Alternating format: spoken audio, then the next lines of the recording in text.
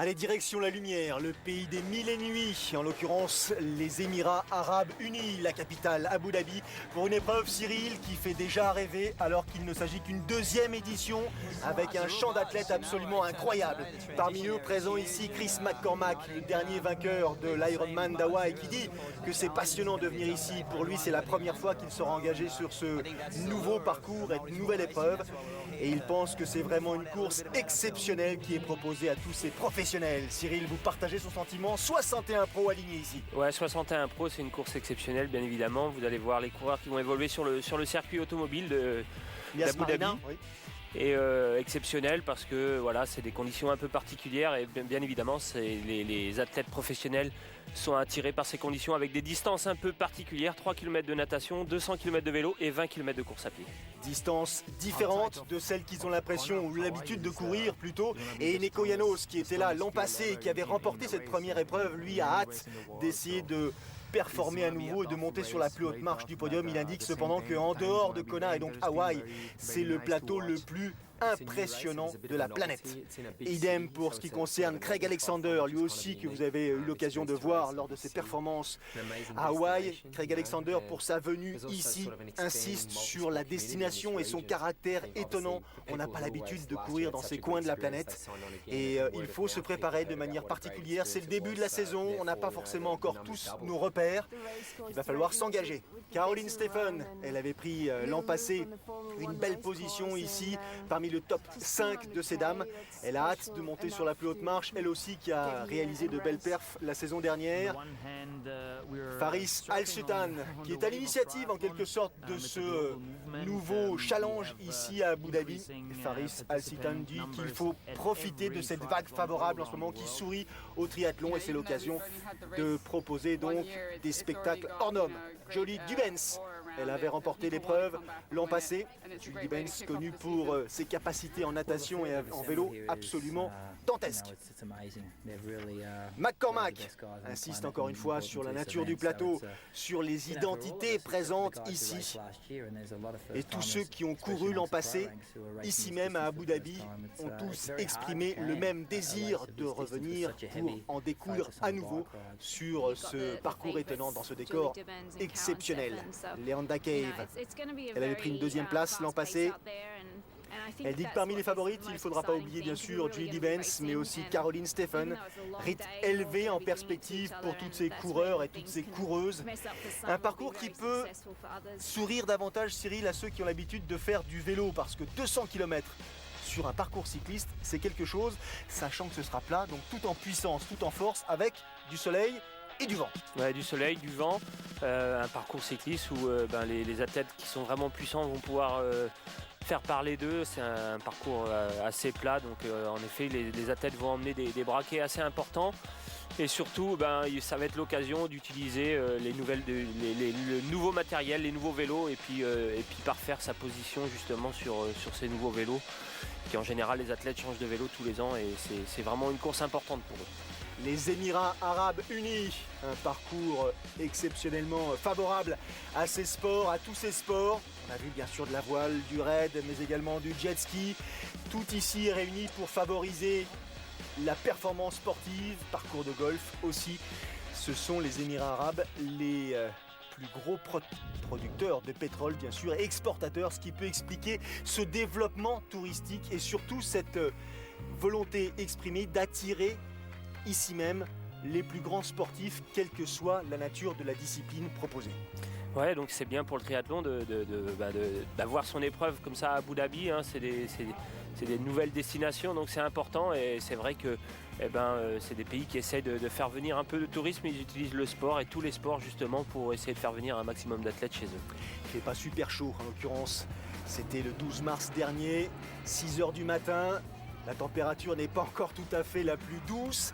Ils s'attendent tous à croiser les 35, 36, 37 degrés au cours de la journée. Mais pour l'instant, on essaye de se réchauffer un tout petit peu. Le départ est imminent dans une poignée de minutes. Alors on va vous parler des pros dont on a déjà cité quelques-uns des noms. Van Lier, Van Honecker, il y a Bockel, il y a Luc Bell, il y a Timo Brahe, Björn Andersson et aussi notre Sylvain Sudry, champion du monde longue distance, qui a été invité un petit peu en dernière minute parce qu'ils avaient un tant soit peu oublié qu'il avait des capacités, je dirais pas hors normes, mais de bonnes capacités pour concurrencer les Janos et compagnie. Ça, c'est du côté de ces messieurs et du côté de ces dames. D-Benz, Cave, Morrison, Joyce, Stephen, et vous aurez l'occasion d'en croiser de nombreuses autres. 61 athlètes professionnels au départ sur cette course longue distance qui va intéresser 267 concurrents. Il y a la course longue distance et puis d'autres, un court distance et un sprint, on en parlera plus tard. 6h20, c'est parti, la température de l'eau 22 degrés, Cyril. Ouais, 22 degrés, donc c'est une bonne température, on le voit, hein, il nage dans un entre guillemets un bassin, donc pas de vagues. Hein, c'est le vraiment... golfe Persique tout simplement. Voilà, donc c'est vraiment des conditions parfaites pour faire une grosse natation. On devrait voir de très gros nageurs, je pense notamment à Sylvain Sudry qui devrait bien s'en sortir. C'est une bonne expérience pour lui parce que c'est un athlète qui veut se lancer sur la distance Ironman, il n'a jamais fait. Et là, il a l'occasion justement de pouvoir enchaîner 20 km de course à pied, derrière 200 km de vélo. Donc c'est plutôt intéressant pour Sylvain et je pense que c'est des distances qui devraient lui permettre de sortir son épingle du jeu. 3000 mètres de natation pour commencer, donc 2 boucles, hein, avec une petite sortie d'italo-australienne, même si ici ça ne colle pas tout à fait en matière d'identité. Il n'empêche que c'est déjà un parcours assez sollicitant pour les corps. Les hommes sont partis à 6h20, une petite minute derrière ces messieurs, autour de ces dames, de s'élancer. Jan Torp, le nageur australien, le super nageur australien qui a décidé de revenir à la compétition, a donné le départ et ces dames donc se sont élancées. Juste pour vous situer le niveau de la concurrence, parmi les 61 athlètes professionnels présents ici, il y a 24 titres de champion du monde, 50 victoires sur distance Ironman et 100 titres nationaux. Ouais, donc c'est un gros plateau, c'est important pour l'organisation, surtout pour Abu Dhabi, hein, d'avoir ces meilleurs athlètes mondiaux. Et puis ça va donner justement une idée à tous ces athlètes de pouvoir voir où ils en sont par rapport à la concurrence, puisque on est sur une période où on court beaucoup moins, on attend les premières courses européennes, donc c'est important pour tous ces athlètes. Dirk Bockel qui dit qu'il vient ici pour essayer de défendre sa seconde place enregistrée l'an passé. Le plateau est particulièrement intéressant cette année. Il faudra bien se placer en sortie de natation et surtout être probant en course à pied. Il est en forme, il estime qu'il peut tirer son épingle du jeu, mais ça va être très serré. Et le premier à s'extraire de l'eau après 1500 mètres, c'est le petit français, façon de parler, façon amicale de parler, Sylvain Sudry. Avec dans la foulée les Bockel, les Henning, ceux qui ont l'habitude de s'illustrer sur le parcours natation. Bellis, Mackenzie, Bell, Alcetan, pas de surprise, ça va très vite déjà. Ouais, ça va très vite. Le parcours en vélo derrière est quand même assez plat, donc il faut pas louper le bon groupe. Et ça, c'est très intéressant de voir Sylvain Sudry comme ça devant. Il a pas la pression, hein. Il se fait pas une montagne de cette course, au contraire, il est bien placé, il est devant et c'est lui qui mène le premier groupe de nageurs. 1500 mètres couverts en 18 minutes et 38 secondes par Sylvain Sudry. Et derrière, le peloton de ces messieurs. En haut de votre image, ce sont les premières de ces dames qui en terminent. Je vous rappelle qu'il y a une petite minute d'écart entre le départ de ces messieurs et le départ de ces dames. Et devant, parmi les nageuses qui vont sortir de l'eau en tête, il ne faut pas bien sûr oublier que Julie D-Benz risque d'avoir un avantage certain. Et c'est confirmé, la première à sortir de l'eau, Julie D-Benz, 19,44 devant Leanda Cave. Ouais, des conditions de natation parfaites, pas de combinaison puisque l'eau est à 22 degrés, donc c'est des conditions qui favorisent les nageurs, hein, donc c'est pas étonnant de voir Sylvain Sudry sortir en tête et Julie D-Benz. Le temps pour Leanda Cave de nous saluer et elle attaque les autres 1500 mètres au programme. Regardez ce décor, regardez la couleur de cette eau. Joyce derrière, Caroline Stephen, Zelenkova. en gros plan, Zelenkova. Des écarts qui sont relativement faibles, même si D-Benz est un cran au-dessus des autres. Attention à la puissance de Caroline Stephen sur le parcours cycliste. Elle nous a montré de quoi elle était capable lors de cette saison 2010 exceptionnelle qu'elle a réalisée et que l'on a pu vous faire vivre dans les grandes lignes sur Sport+. Dee Benz qui insiste sur le fait qu'elle a grandi en nageant, qu'elle a commencé à nager lorsqu'elle avait 9 ans. Elle a fait une école de natation aux États-Unis, donc nager pour elle c'est d'autant plus facile. Elle devient maintenant de plus en plus forte à vélo avec l'expérience, même si elle s'est blessée à plusieurs reprises au cours de l'année passée lors de sorties en course à pied. Elle estime que son entraînement est suffisant pour attaquer cette épreuve. Allez, fin du parcours, natation pour les messieurs, et c'est toujours Sylvain Sudry, c'est marqué en haut à droite de l'écran, qui est en tête de ce groupe masculin, ce premier groupe. Sa bagarre là, Sudry, Bockel, Starekovic, Bellis, Mackenzie, tout ça est dans un petit mouchoir, avec ses constructions, ses décors absolument étonnants. Et Sylvain Sudry qui sort de l'eau, 38 minutes et 17 secondes pour le français, suivi par Dirk Bockel, par Rasmus Henning.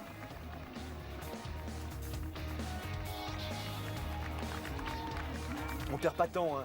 On essaye d'enlever la combinaison tandis qu'on est en train de courir. On passe rapidement sous la douche. Faris Al-Sultan à son tour, sort de l'eau. Une grande aisance pour tous ces athlètes qui, année après année, ont acquis une véritable identité de vainqueur. La transition a été effectuée. Toujours en courant, on pose le casque, on met les lunettes, on ferme la jugulaire. Ouais, c'est des transitions de triathlon courte distance. Donc Sylvain Sudry qui a peut-être perdu quelques places puisqu'on l'a vu sur les images, hein, il n'avait pas de combinaison, donc il a dû être obligé de mettre un maillot. Donc peut-être qu'il a perdu quelques secondes, mais je pense que ça devrait suffire pour rester sur le premier paquet. Et ce parc à vélo, incroyable. Chris McCormack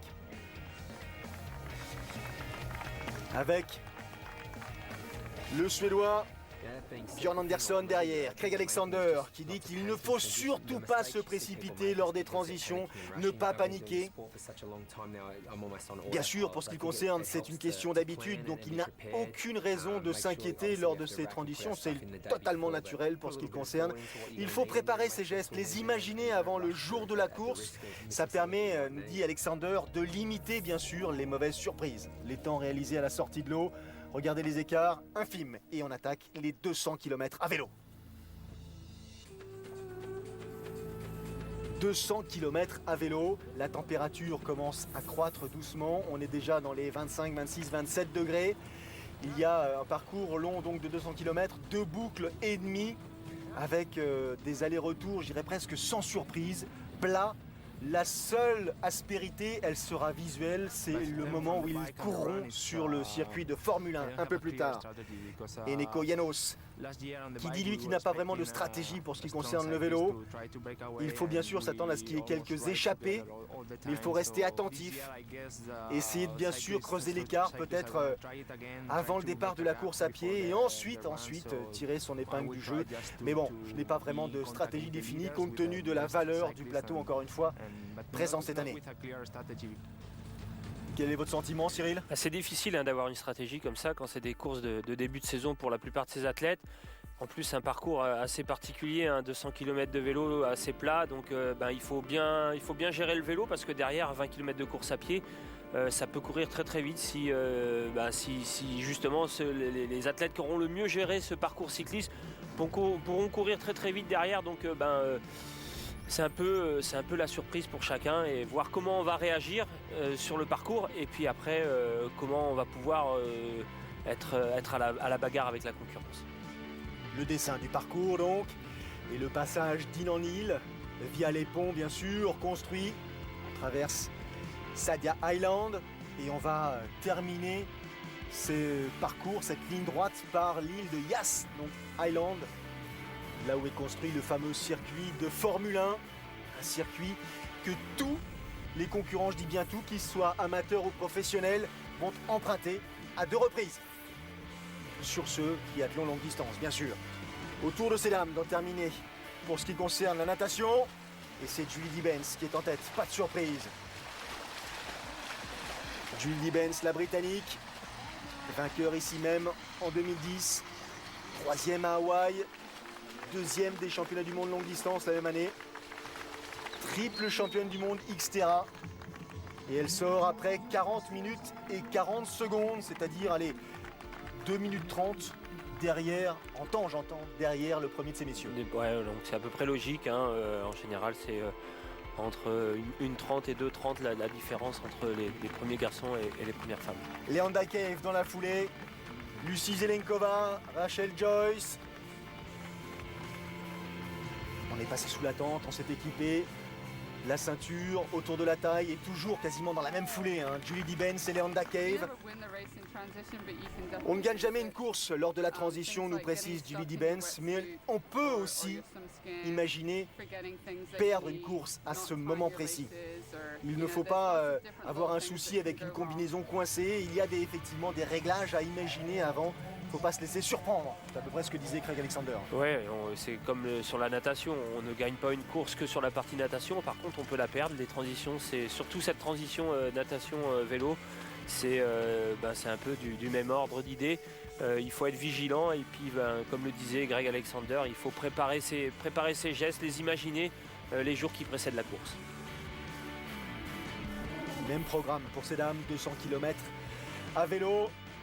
Les sorties de l'eau, Leanda Cave, Joyce Zelenkova, Stéphane déjà à 1,51 et d'autres écarts plus importants. Ça c'était pour le volet pro. Il y a le volet amateur aussi parce qu'au total, lors de cette deuxième édition du triathlon d'Abu Dhabi, ce sont plus de 1200 concurrents qui ont participé aux différentes épreuves. Et lui nous confirme qu'il est en forme avant d'attaquer le long parcours natation au programme de cette matinée. Pour la plupart de ces amateurs bien sûr engagés, il s'agit de finir avant tout, de profiter des conditions climatiques favorables et de l'eau douce. C'est son premier triathlon, 55 ans, dit cette compétitrice. Eux espèrent tout simplement arriver au bout dans des conditions qui leur permettent d'avoir malgré tout le sourire au moment de franchir la ligne. On verra ça un tout petit peu plus tard. Omar Nour, triathlète professionnel égyptien qui espère bien intégrer et participer aux Jeux Olympiques en 2012 à Londres. Lui nous dit que le format de la course, le CD comme on l'appelle ici, n'est pas tout à fait un CD, ce ne sont pas des distances dites olympiques, mais qu'il faut participer à ce style d'épreuve dense où il y a un petit peu de friction entre athlètes pour justement s'aguerrir. Les départs s'échelonnent entre bien sûr 6h45 et 8h20, le dernier départ de cette matinée en fonction, encore une fois, du format de triathlon auquel il participe. Je vous rappelle, un longue distance, 3 km, 200 km et 20 km à parcourir. Pour le CD, c'est 1,5 km de natation, 100 à vélo et 10 à pied. Et pour le sprint, 750 mètres de natation, 50 à vélo et 5 à pied.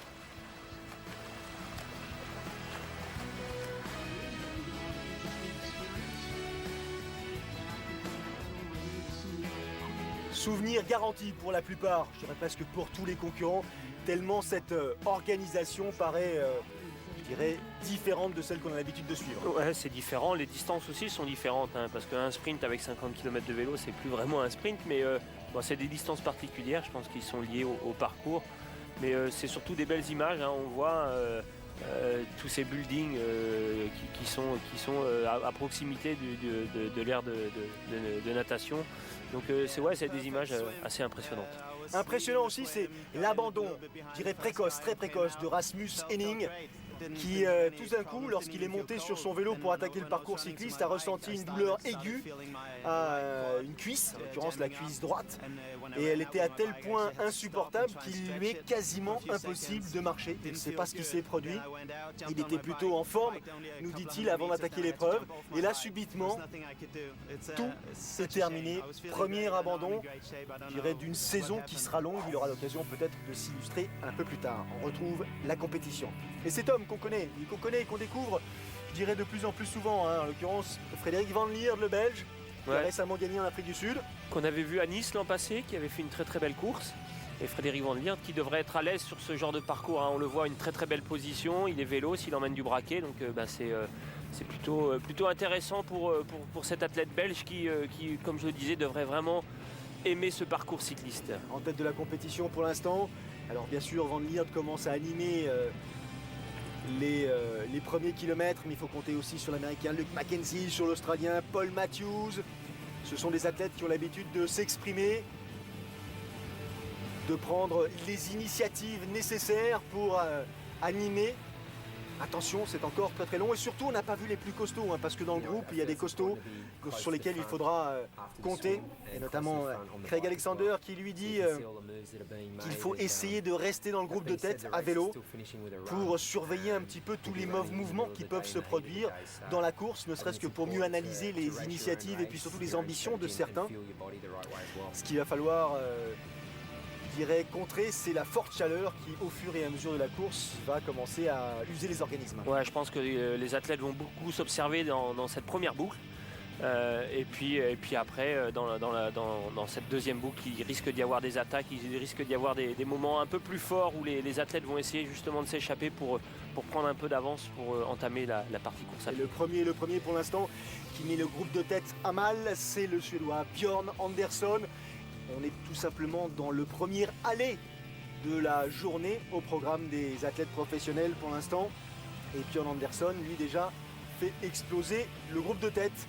Julie Benz en tête à la sortie de l'eau, en tête depuis le départ du parcours cycliste. Elle compte déjà à près de 2 minutes d'avance sur les Honda Cave, derrière qui essaye de résister.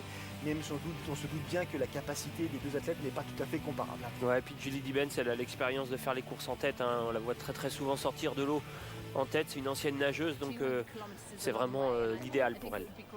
Rachel Joyce, qui se dit que 200 km c'est long et c'est très très long. Bien sûr, l'aspiration n'est pas permise parce qu'il ne faut pas courir en peloton.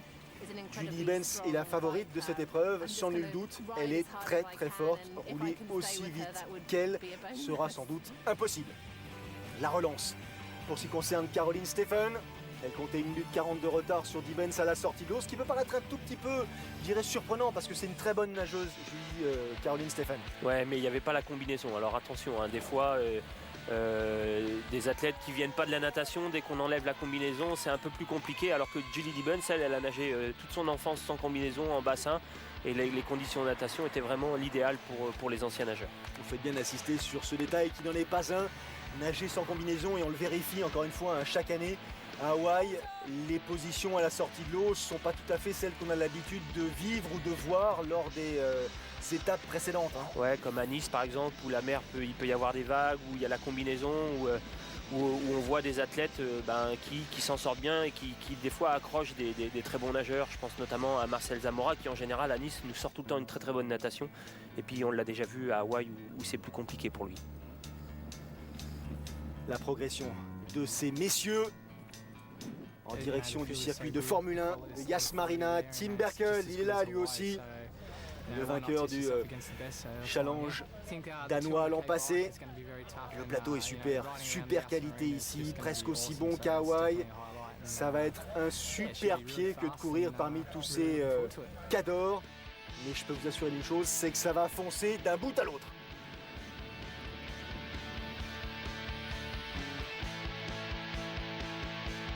Björn Andersson dans sa position classique de recherche de vitesse, athlète puissant qui a à son actif notamment l'an passé une 2e place lors du Tristar d'Estonie. On l'avait vu lui aussi, c'était aux Canaries. Ça se termine en général un peu moins bien que ça commence pour j'ai connu Björn Andersson, j'ai couru avec lui à Nice l'année de mon titre en 2002. On était partis ensemble en vélo. Et sur les parties planes, et c'est vrai qu'il est tellement puissant c'est impressionnant. Et les athlètes sont au courant, ils ne sont pas inquiets de le voir partir comme ça loin devant. Après, c'est vrai qu'on le voit souvent s'écrouler en course à pied. Maintenant, il se fait plaisir en faisant la partie cycliste en tête de course. Après, à lui derrière d'essayer d'assurer une course à pied pour accrocher une place au moins dans le top 10. Et après 40 km de vélo, il a 3 minutes d'avance, Björn Andersson. 3 minutes d'avance sur ses principaux rivaux. Plus de 6 minutes d'avance sur McCormack, Janos et Van Honecker. C'est pour vous dire à quel point il a écrasé les pédales. Le voilà le circuit de Yas Marina. Ce circuit de Formule 1 emprunté par les compétiteurs. Dirk Bockel qui dit qu'effectivement ici la course va dépendre pour beaucoup du parcours cycliste et de la capacité des uns et des autres à résister à ces 200 km au programme de la journée. Alors bien sûr, c'est intéressant d'emprunter le circuit de Formule 1. On est même tenté d'accélérer, on est dans les conditions de course tellement exceptionnelles et puis le revêtement est quasi parfait. On a l'impression de glisser sur quelque chose de très différent de ce qu'on a l'habitude d'emprunter, mais il faut faire attention, ne pas se laisser griser par cette atmosphère, cette ambiance, parce que derrière, il reste encore pas mal de kilomètres au programme. Donc le vainqueur de cette épreuve aura aussi à gérer cette euphorie momentanée. Ouais, c'est une période d'euphorie. Il faut faire attention aussi dans les courbes, hein, parce que les courbes sur le circuit, c'est pas les mêmes que sur une route traditionnelle. Donc pas forcément évident, les repères sont pas les mêmes. Donc faut être vigilant, hein. On a vu sur les images des athlètes qui ont fait quelques écarts justement dans certaines courbes sur le circuit. Donc ouais, c'est sûr que beaucoup ont dû inconsciemment accélérer sur ce circuit. Donc faut être vigilant parce que c'est une période qui est assez courte le circuit. Donc la course ne va sûrement pas se jouer sur le circuit de Formule 1. Pour moi, le plus important durant cette épreuve, c'est de bien s'hydrater. Je viens d'un climat plutôt froid et je ne suis pas habitué à cette chaleur. C'est une course qui va durer grosso modo 7 heures et si vous ne buvez pas suffisamment, vous risquez de ne pas arriver au bout de l'épreuve. Entrée sur le circuit de Formule 1 pour ces dames. Julie Benz en tête, toujours 2 minutes d'avance sur Leanda Cave. Attention, restez lucide. C'est passionnant lorsqu'on arrive sur ce circuit de Formule 1. C'est vraiment un moment unique. Et normalement, il n'y a que des voitures ici. Donc pour nous, c'est un privilège inouï, c'est génial. On roule pendant des heures, il n'y a quasiment rien à voir autour de nous. Et puis, on arrive dans cette espèce de scène complètement incroyable, exceptionnelle. Et on ressent une atmosphère très différente de ce qu'on a l'habitude de croiser en course. On va marquer une petite pause, respirer. Et on revient dans une poignée de secondes pour suivre la deuxième édition de ce triathlon longue distance d'Abu Dhabi.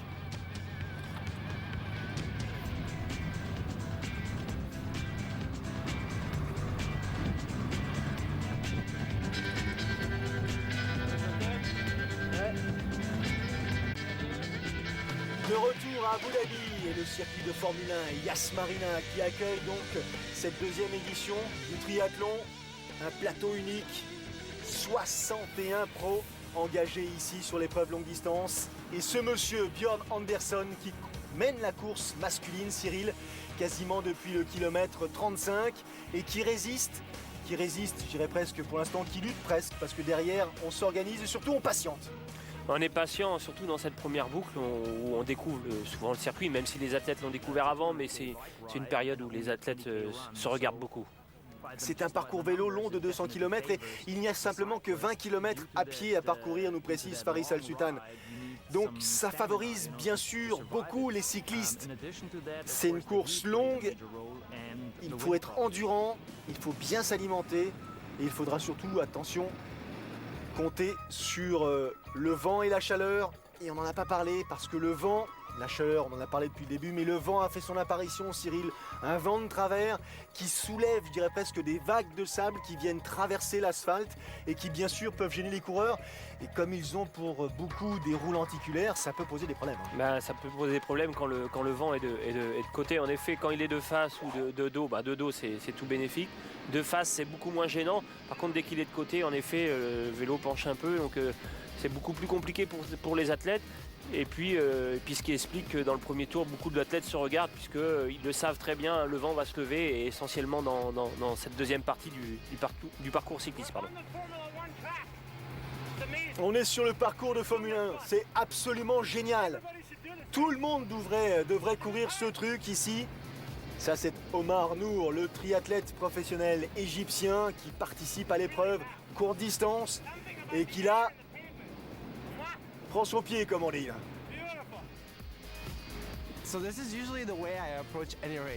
Ah, il y a quelque chose de très différent ici avec l'atmosphère, avec cette possibilité que nous avons d'emprunter ce parcours. C'est inouï. Ma stratégie, c'est nager à fond, faire du vélo au taquet et voir ce qui se passe après. Au moins c'est simple, il sait ce qu'il a à faire et on verra bien sûr en fin de reportage ce que Omar Nour aura réussi à établir comme performance. Petit problème technique pour ce concurrent, c'est même surprenant qu'il ait crevé ici sur le circuit de Formule 1. Cyril. Arrêt au stand. Arrêt au stand, ouais. À la différence des écuries de Formule 1, il va falloir qu'il se débrouille tout seul avec ses petites menottes.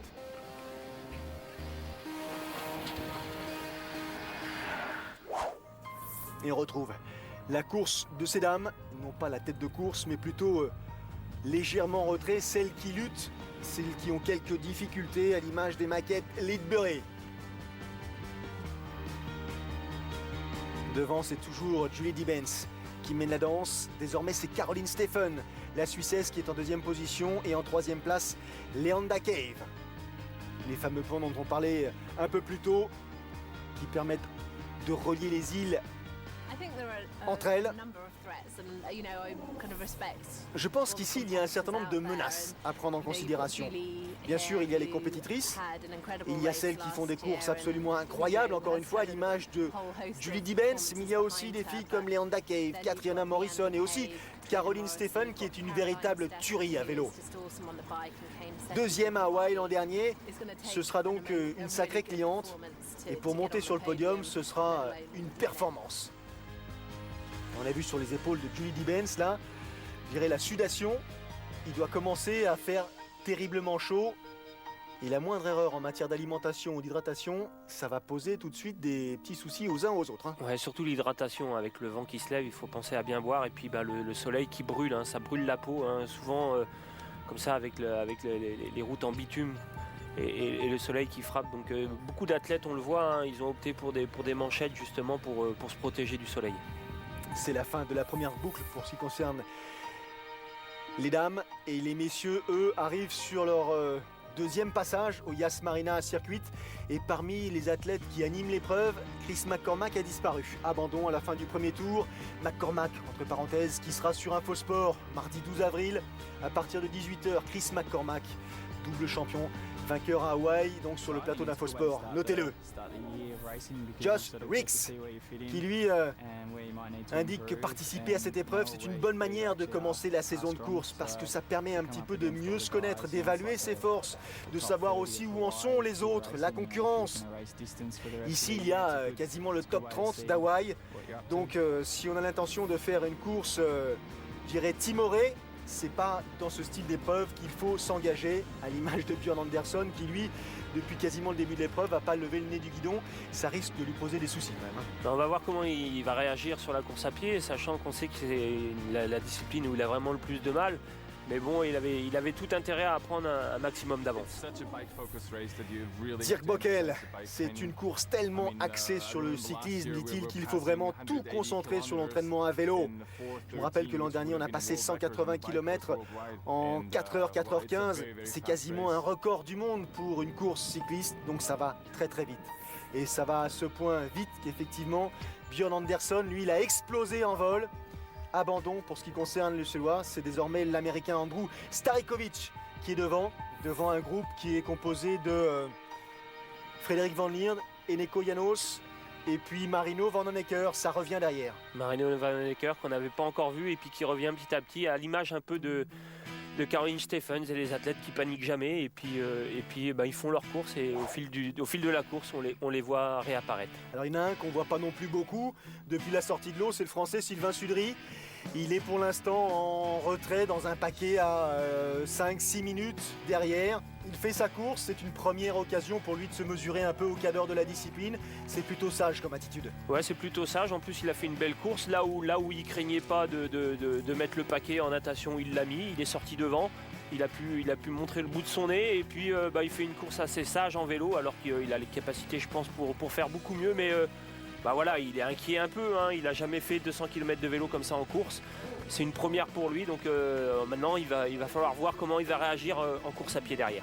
Un petit peu particulier aussi en matière d'organisation, le fait de mêler le longue distance au court distance et au sprint, tout ça dans le même temps, c'est-à-dire que les athlètes qui, peu importe la distance à laquelle ils participent, sont amenés à se croiser, donc c'est un petit peu difficile d'évaluer la progression. Là on voit Omar Nour qui court le distance dit court, mêlé aux longues distances, c'est pas forcément très visible pour ce qui concerne les spectateurs, c'est un choix, c'est le choix qui a été fait par les organisateurs. Je pense que ça fera partie des corrections qui seront apportées ultérieurement. Pour l'instant, ça, c'est le dessin du parcours pédestre que vont emprunter les coureurs. 20 km, donc 2 boucles, 2 allers-retours à effectuer. Grosse chaleur, forte chaleur. Ouais.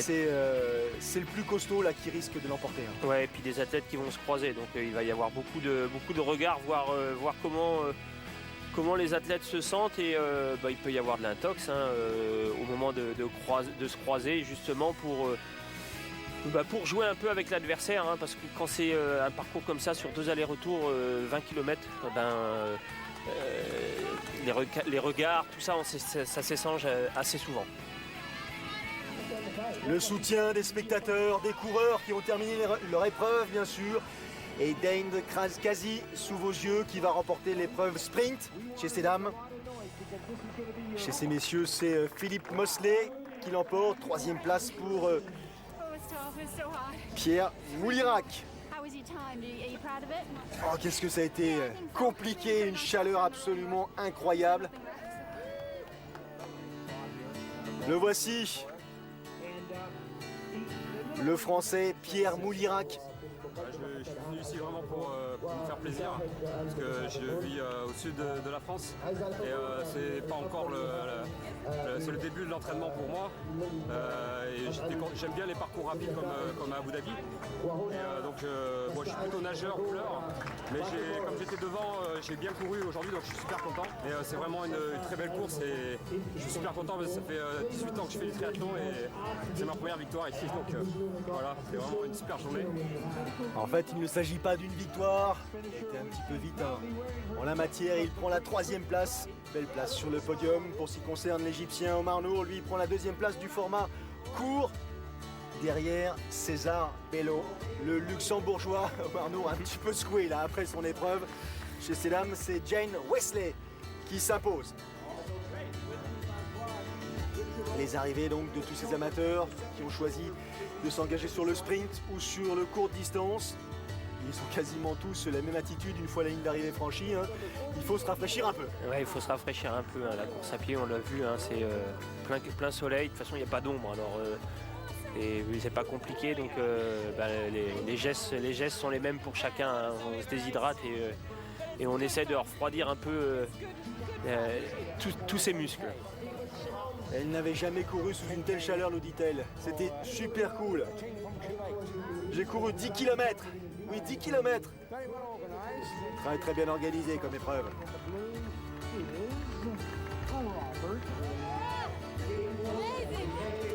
Absolument incroyable. On l'a fait, ça y est, depuis l'entraînement jusqu'à la ligne d'arrivée. C'est le meilleur triathlon que je connaisse.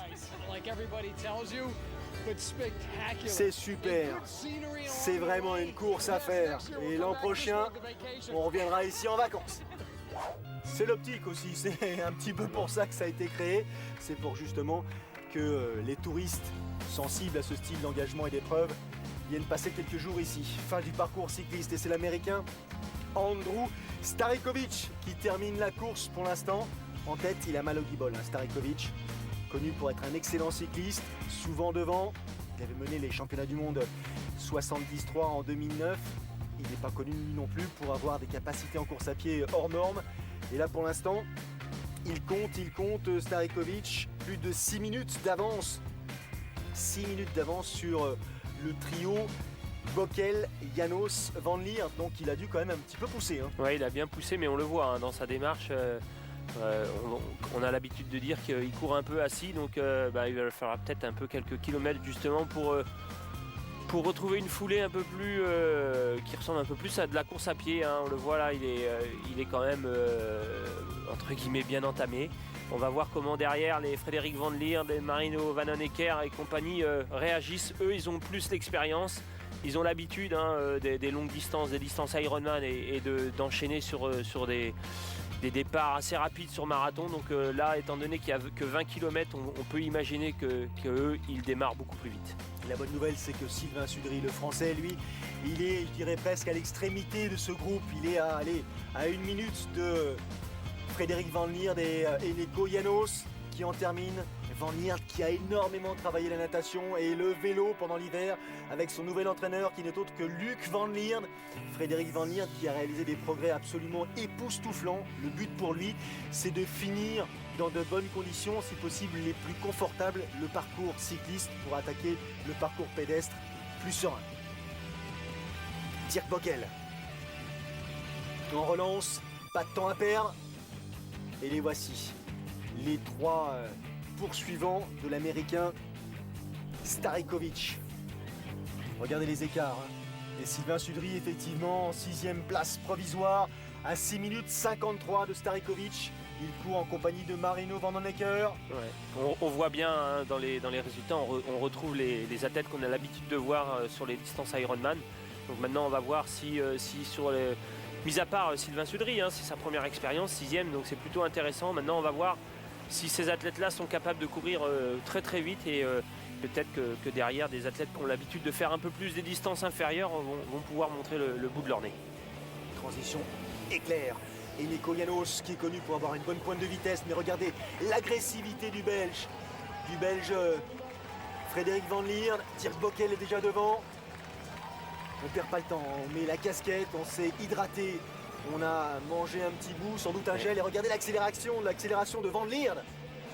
On se souvient l'année dernière, Cyril, Van Lierde, il était devant au moment d'attaquer le parcours pédestre et il était dans la difficulté un petit peu comme l'était Starekovic. Pour l'instant, Dirk Bockel dit que c'est bien sûr un parcours très intéressant ici, 3 km de natation, 200 km de vélo, 20 km à pied, ça change, ça n'a rien à voir avec un Ironman, mais c'est pour autant un parcours long. C'est une épreuve qui va un petit peu solliciter les organismes. Encore une fois, j'insiste, mais Fred Van Lierde, là, il a laissé János et Bockel. Et il attaque l'américain. Marino Vandenecker. Reinhard Tissink. Reinhard Tissink, on a l'impression qu'il a attaqué une nouvelle carrière, une deuxième carrière. Reinhard Tissink qui il y a quelques années voulait tout arrêter. Et depuis qu'il a annoncé ça, on le voit en tête de toutes les courses ou parmi les tout premiers. Donc c'est une nouvelle carrière en effet pour Reinhard Tissink, sûrement beaucoup moins de pression maintenant qu'il court, que voilà, ses objectifs sont plus les mêmes. On a vu la difficulté devant le Starekovic, difficulté également pour Eneko János qui va jeter l'éponge et abandonner. Il fera partie de tous ces athlètes qui vont abandonner sur les 61 engagés, il n'y en aura que 38 à l'arrivée. Ouais, c'est pas surprenant. 37% d'abandon, c'est beaucoup chez les pros. C'est beaucoup, mais c'est pas surprenant. Les conditions sont dures. On a dit, on est à Abu Dhabi. Il y a des athlètes qui viennent de l'Europe qui n'ont pas l'habitude de ces fortes chaleurs. Et puis c'est les courses de rentrée, 200 km de vélo, c'est pas facile à gérer. Julie Gibbens qui arrive dans l'aire de transition après les 200 km à vélo. Elle compte à cet instant précis plus de 8 minutes d'avance. Regardez la teinte de ses épaules. Regardez le contraste avec la couleur de son maillot. Elles sont brûlées. 8 minutes derrière Gibbens, c'est Caroline Steffen qui arrive à son tour. En 3e place, Leanda Kev, elle compte 18 minutes de retard sur Gibbens. Ouais, là, Gibbens, elle a quand même fait la différence. Elle s'est quasiment assuré le podium, on va dire, parce que 18 minutes sur la 3e, il va falloir, sur 20 km, il va vraiment falloir un grand coup de moins bien pour Julie Gibbens pour pas apparaître au moins sur ce podium. On se souvient du parcours pédestre de Gibbens à Hawaï. Elle avait un petit peu coincé Gibbens. Mais là, elle a quand même 8 minutes 50 d'avance sur Caroline Steffen. Et derrière, elles sont très loin, très très loin. Même si Catriona Morrison est à surveiller quand même. Steffen, qui nous dit que l'année dernière, elle avait fait le meilleur temps sur la course à pied. Qu'elle aime beaucoup ce parcours justement très plat, 20 km à peine. Et donc elle a envie de tout donner, elle a envie d'attaquer, elle a envie de partir vite justement pour s'exprimer au mieux. Il fait chaud, il fait super chaud, 37 degrés, 38 degrés. Elle souffre, Julie Gibbens. Elle avait souffert à Hawaï, souvenez-vous Cyril, elle avait eu du mal à finir. Et on en parlait à l'instant, Catriona Morrison, spécialiste de course à pied de vélo, qui revient elle progressivement. On le voit, hein, les filles, elles s'équipent, hein, elles ont peur de la chaleur, elles ont peur du soleil, elles gardent des manchettes ou elles mettent même des petits gilets. Alors c'est pas des gilets en laine, hein, c'est vraiment avec un textile qui est adapté pour le sport de haut niveau et adapté pour les fortes chaleurs, on le voit, hein, parce que sinon on ne tient pas avec le soleil qui brûle. Elle est troisième au demi-tour, c'est-à-dire après 5 km. Catriona Morrison, et derrière elles se battent justement pour monter sur une marche de ce podium. Jusqu'au bout. Les places bien sûr sont chères, mais sans doute que les 20 km risquent de faire des dégâts importants parmi ces athlètes professionnels engagés, comme bien sûr parmi les amateurs. C'est la fin de la course, il restait quelques kilomètres à réaliser et à cet instant précis, Frédéric Van Lierde est revenu sur l'Américain Andrew Starekovic. Il a pris le meilleur sur l'Américain qui s'est complètement écroulé. Et pour l'instant, Frédéric Van Lierde, il réussit son coup, direction la ligne d'arrivée et une victoire ici à Abu Dhabi. Belle perf, belle gestion. Assez discret pendant la course cycliste, il restait aux avant-postes, belle natation c'est sûr, et puis il a saisi l'opportunité, il a vu bien sûr que l'Américain était parti un petit peu vite. Ouais, il a bien vu que l'Américain allait pas tenir le rythme, et c'est surtout qu'il a asphyxié ses adversaires, hein, Dirk Bockel et surtout Lianos dès le départ de la course à pied.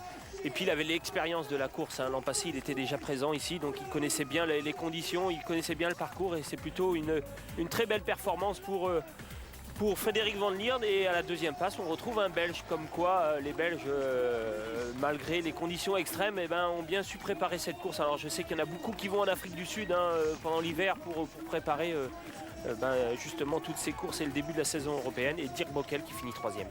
Dirk Bockel troisième, Reinhard Tissing quatrième et Sylvain Sudry cinquième. Et là c'est Frédéric Van Lierde qui nous dit que, bien sûr, chaque athlète avait un plan de course. Le mien, c'était de suivre pendant la natation, de rester aux aguets pendant le parcours vélo. Alors, bien sûr, j'ai fait la course en tête dès les premiers kilomètres, mais je n'ai pas voulu pousser trop fort. Je me suis laissé guider, emmener par ceux qui ont pris davantage de risques, de façon à en garder sous le pied, de garder l'énergie nécessaire pour attaquer les 20 km du parcours pédestre et surtout, affronter cette terrible chaleur qui a causé des dégâts parmi mes concurrents directs. Je me sens bien sûr, je suis un petit peu déçu, j'étais vraiment très près du but. Je préférerais perdre une course pour 5 minutes de temps que pour 17 secondes, comme c'était le cas ici, mais l'homme le plus fort de la journée a gagné, il n'y a pas de doute. Bien sûr, c'est mon deuxième podium ici, j'aurais pu, mais je savais que ça allait être une journée très difficile. Ce matin, c'est parti très vite avec la natation. Bon, bien sûr, mon pote Rasmus, lui, a dû quitter la course très tôt, mais quand je regarde un petit peu ce que j'ai réalisé à l'occasion de cette épreuve, je me dis que c'est pas plus mal. On a souffert du vent, on a souffert de la chaleur. Et les deux Belges devant ont réalisé absolument une course parfaite. Il n'y avait pas grand-chose à faire de plus. Je crois que ma troisième place est totalement méritée. J'ai pas à en rougir, c'est super et c'est un excellent début de saison pour ce qui me concerne. Cinquième pour Sylvain Sudry, pas mal, hein? Cinquième, très très belle performance devant Greg Alexander, hein, quand même. Et ce qu'il y a de surprenant, c'est que, mis à part Reinhard Tissing, sud-africain, les Australiens sont un peu loin, hein, derrière les Européens, alors que c'est la pleine saison chez eux en Australie. Donc c'est assez surprenant et plutôt de bon augure justement pour Frédéric Van Lierde, Marino Vanhoenacker et surtout Sylvain Sudry.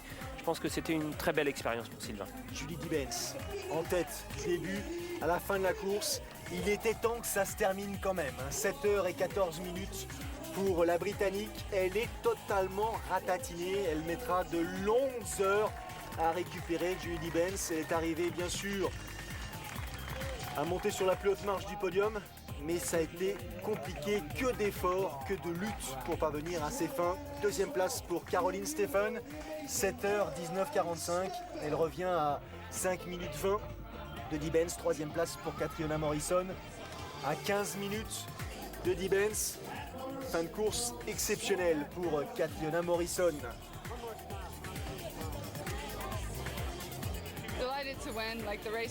Bien sûr, je suis très heureuse d'avoir gagné. J'ai eu du mal à rester hydraté correctement à la fin du vélo. Je transpire beaucoup, donc je bois énormément. Alors j'ai eu un petit peu de mal à conserver le liquide. Vous imaginez la scène, quoi. C'est une course très difficile. Il y avait beaucoup de vent aujourd'hui, une chaleur dingue. Et c'est surtout cette longueur, ces kilomètres à vélo. Difficile de se protéger du vent. C'est très long, c'est très très dur. Bien sûr, je suis très heureuse. C'est la première course de la saison.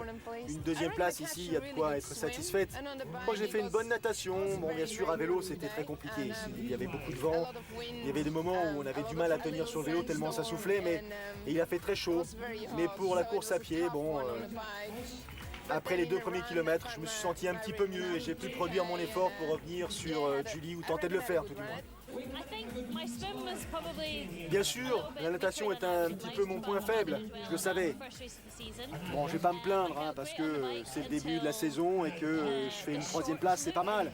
Je m'en suis bien sorti.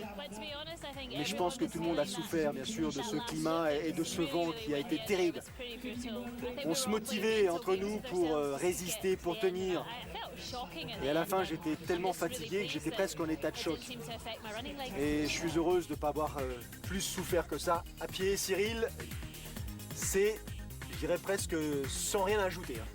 Ouais, oui, tous les athlètes l'ont dit, c'est une course dure par les conditions météo et puis c'est 200 km de vélo qui rendent la course vraiment difficile.